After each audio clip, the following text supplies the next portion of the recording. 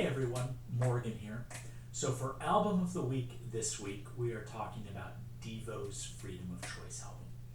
Came out in May of 1980. I was in the 8th grade. It had a huge impact on music. It really did. But I want to talk today more about the band than the album specifically. The current situation in the United States is what prompted me into this. Now, the members of Devo started out including two sets of brothers, Mark and Bob Mothersbaugh and Jerry and Bob Casales. And they referred to them as the two Bob 1 and Bob 2. They were all students at Kent State University in Ohio, late 60s, early 70s. And they were playing in a band called the Numbers Band. And they were art students, and it was a pretty avant-garde, edgy new thing. And if you're unfamiliar with it, and I want you to look it up, during the protests of the late 60s and early 70s, President Nixon started to send National Guard troops onto college campuses, and that included Kent State.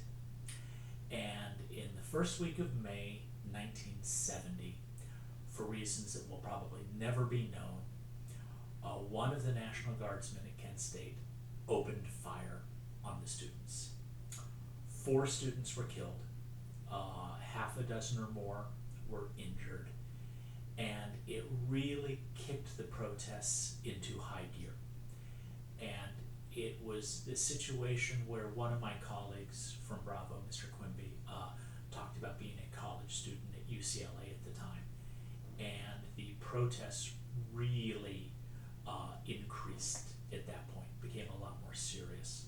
People were walking around with t-shirts that had a target on them and the word student as an anti-Nixon thing at the time. So go do your research about Kent State, especially the song Ohio by Crosby, Stills, Nash and Young that Neil Young wrote the day that happened.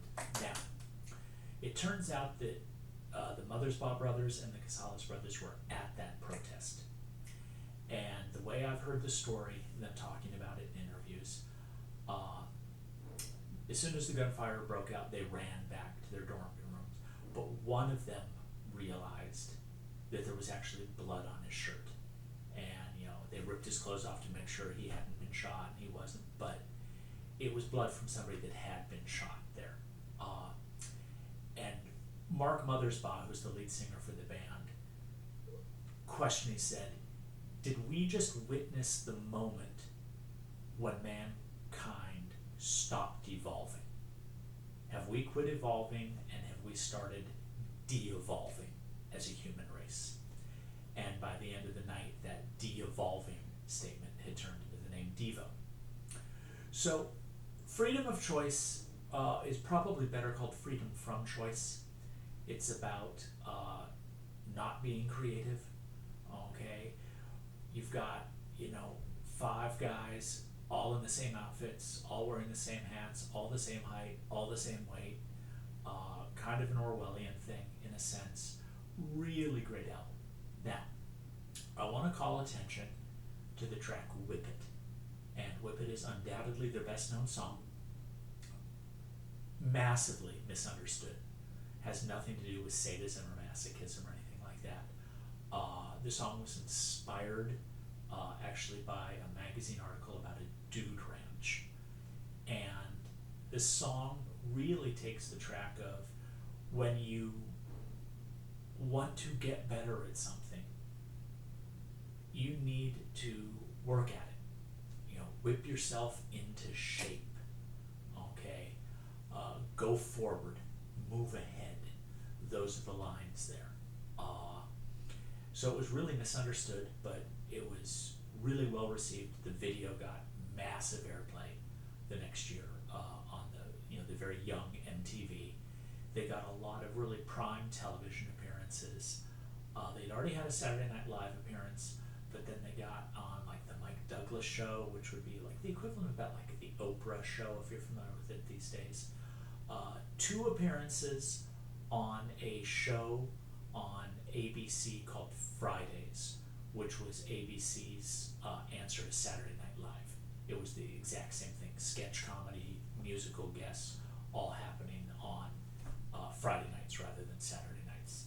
And that show broke a lot of great bands. They really were not afraid to look at punk and new wave and bands like, say Talking Heads, or King Crimson, okay, acts along those lines. The Clash were on multiple times. You can find a lot of that on YouTube, so look it up.